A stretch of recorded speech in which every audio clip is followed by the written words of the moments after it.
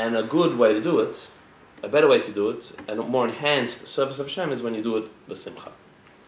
But the Rebbe now shows how serving Hashem with simcha is not just an accessory and an addition, but it is central to serving Hashem. It's vital and intrinsic to serving Hashem.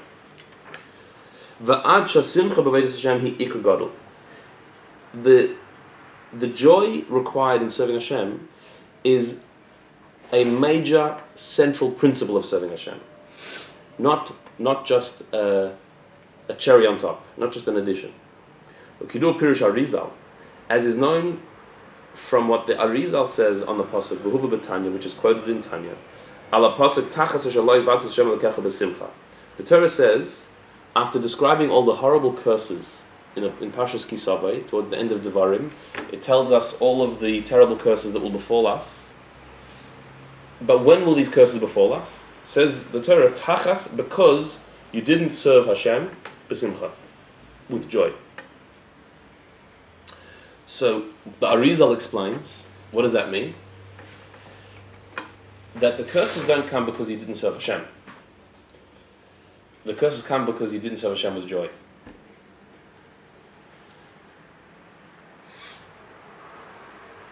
Meaning you did mitzvahs, you did everything right, but you did it miserably, begrudgingly, reluctantly, in a heavy way. You didn't do it b'simcha. That's what brings all the curses.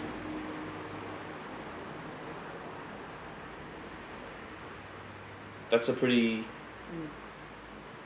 serious explanation. Such terrible curses. Mm-hmm. So, what that tells you is that simcha is not an additional spice to enliven your mitzvahs. It's the essential ingredient in mitzvahs. If you're doing mitzvahs without simcha, that's cursed. That's not blessing. Like that's missing the whole point.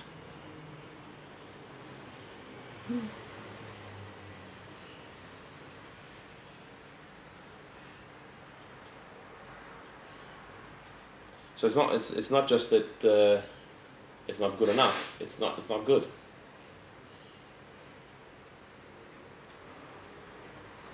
And in fact, in Torah it says about the Arizal himself, the fact that the Arizal merited to such a high level of Ruach HaKodesh, of divine inspiration and vision, by the Simcha Shal Mitzvah, all came through the joy that he did mitzvahs with. Which is also, this is an incredible statement, that the Arizal merited to Ruach HaKodesh through Simcha Shal Mitzvah, through doing mitzvahs with joy.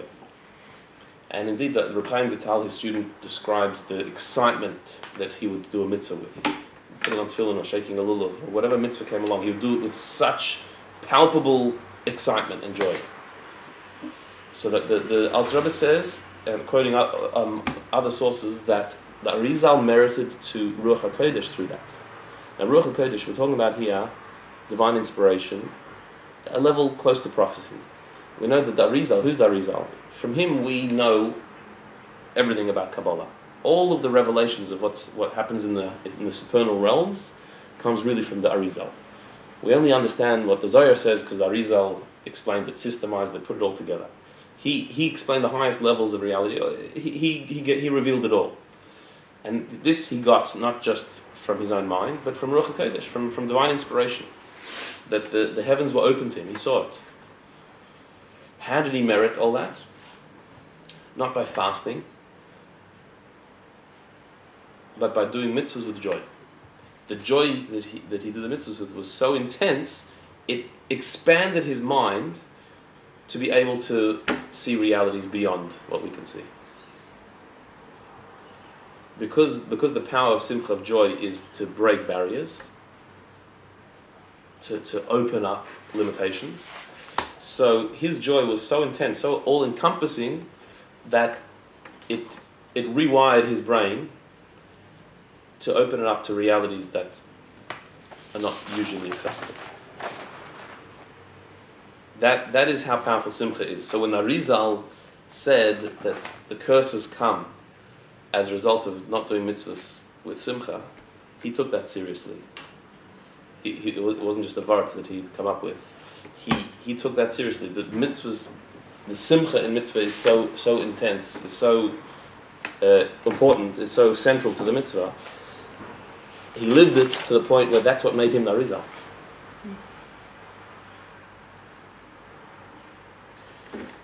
Now, that sounds like a very high level to attain. But as always, the Rebbe makes it into something that we have to emulate. Look at the square brackets. Since this is a story, the Alter Rebbe says a story about the Arizal. Do you know how he got Ruach HaKodesh through Simcha Shal Mitzvah? Since this is a story in the Torah, in the oral Torah, in Torah in the Alter Rebbe's writings, and Torah we know means instruction. The word Torah means Torah, instruction, practical advice. So this is an instruction for all of us. Meaning that level of simcha that the Arizal reached, that's what we've got to emulate. You get Ruach HaKodesh? I'm not sure. Maybe you will. But if we heard the story about the Arizal's simcha, that means we have to keep it. This was a principle that the Rebbe made as if it's the most obvious thing in the world.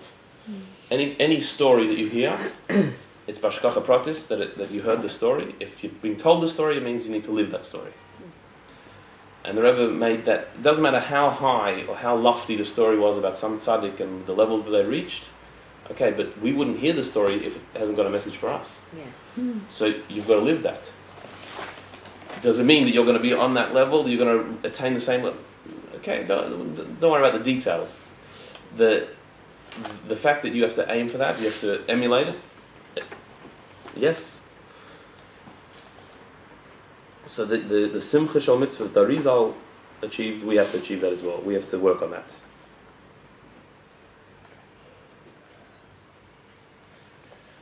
So says the Rabbi after those brackets, the kasher avoda hi b'simcha, az avoda hi b'shleimus. When the avoda is b'simcha, when you serve Hashem with joy, then, and only then, are you serving Hashem completely, properly.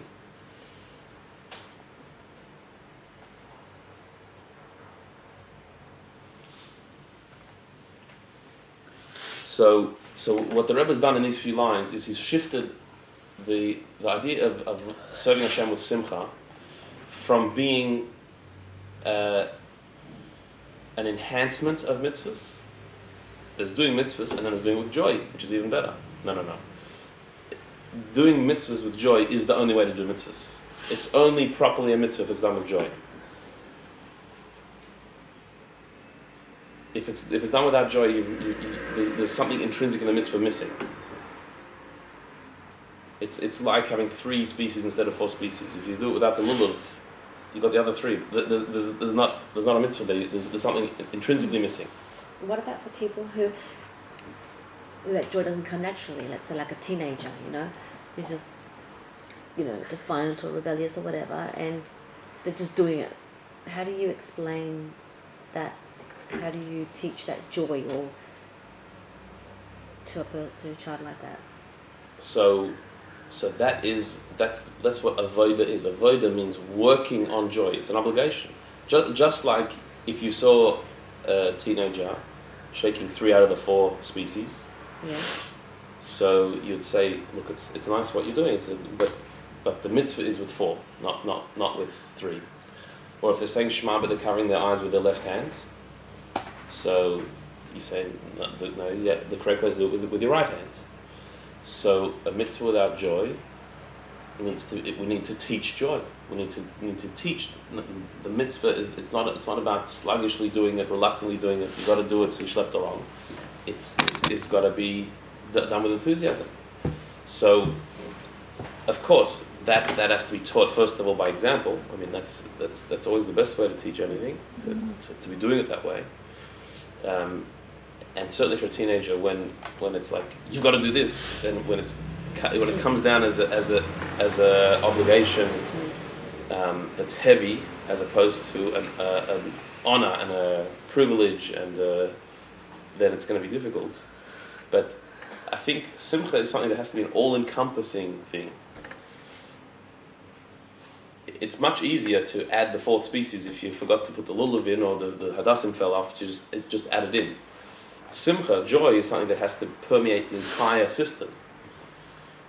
It's not just, okay, it's good, just could you put a bit of joy into that? You can't do that. The joy has to be the underlying theme of the entire view of Yiddishkeit. And I think that's what the Rebbe here is saying, that it's not just an ingredient in the mitzvah, it's not just an addition and enhancement, it's the whole picture of mitzvahs. So, if we complain about mitzvahs, we can't then expect our kids to be joyous and excited about them. If we kvetch about 3 days Yom Tov, let's say, so then you can't expect them to be excited about mitzvahs. Or that particular mitzvah. Well, generally, I think if you're choosing, okay, you're kvetching about that one, I'm kvetching about this one. Like, well, or generally, if it's a mixture. If it's so hard to be a Jew, and if that's what they're hearing, it's so hard and so expensive and so difficult. But we should do mitzvahs with joy. Like it's not gonna come. The kids are more enthusiastic about doing things, really. And as they grow up, they just lose their enthusiasm. Correct. 3 days, just as an example, 3 days Yom Tov for a kid, was wonderful. It's I mean, they so love it. exciting. They're ready to keep going. But if they're hearing, I can't believe it, again, another one, another 3 days Yom Tov, how are we going to get it? No. So they're being taught to loathe it, to dread it. I wish this would just be over. What about Pesach? Yeah, like that. It's not going to pay so. That joke, the family who converted out, they were forced to convert to Catholicism. Yeah. And they were doing tshuva, but the wife said, let's wait till after Pesach. Yeah. Before that joke should not be said. Yeah. It shouldn't be said. Why? Why do you say that? Because if you're saying Pesach, hard, if you're talking about Pesach as if this looming, dreaded thing that's coming along, so once you engender that attitude to mitzvahs, so then that will be the attitude to mitzvahs. Like every mitzvah is another imposition. So I think even the jokes we make, we have to be very careful. This is amazing. Okay, that's the hardest mitzvah to be happy. To do it with simple. I think it's the hardest mitzvah.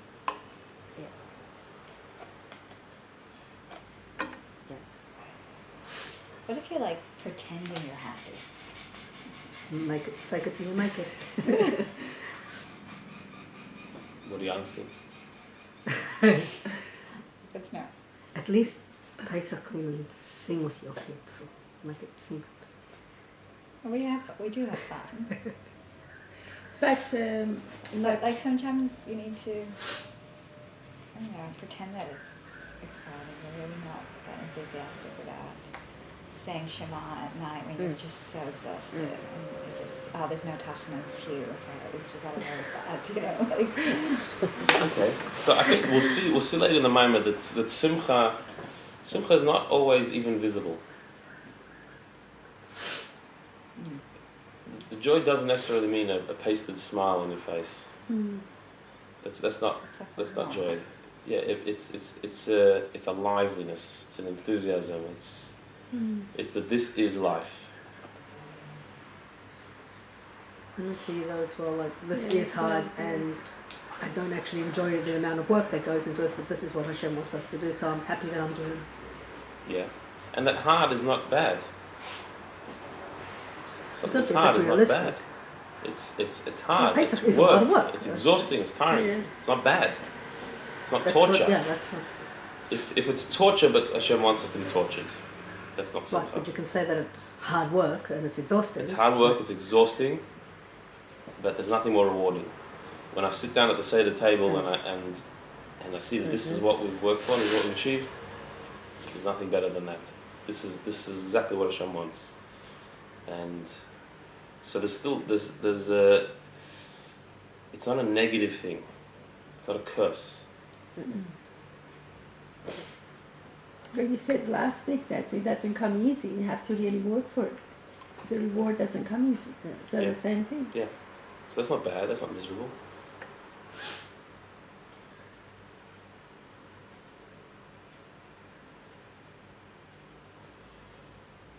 Yeah.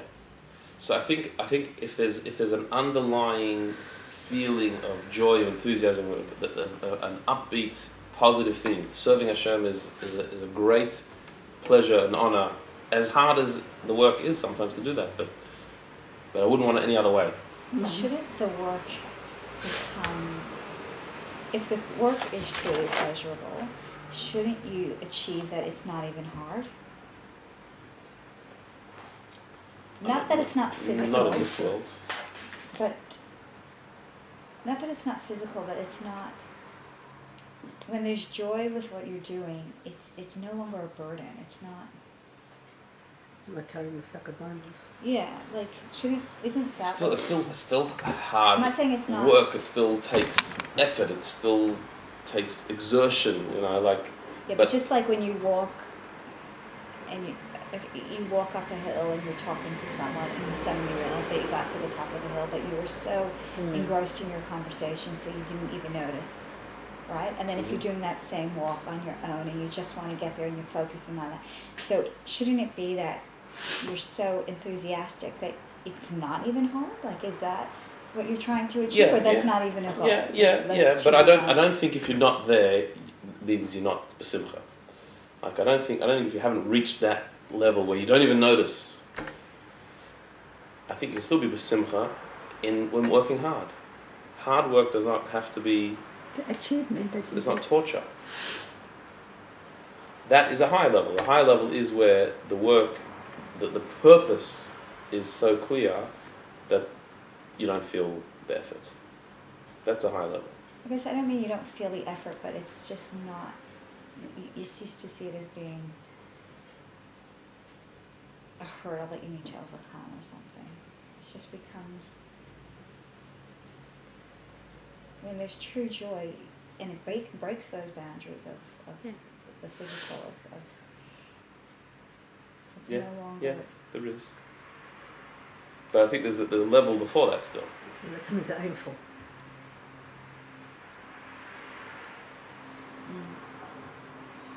There's like in a very physical metaphor that there's like exercising where you don't feel the pain of it, but there's exercising where you feel the pain of it, but because you know the point of it, you want to do this. That it is hard, it's exertion, it's exhausting, but like you've got a goal, and you're doing this willingly. You're excited to do it. You actually enjoy the exertion.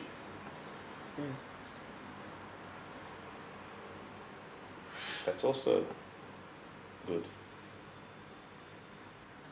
So here as well, in serving Hashem, it's difficult, it's hard work. Yeah, but like this is the work I want. I take pleasure in it. So with parenting, it's exhausting, it's hard, it's demanding, but like this is what I want to do.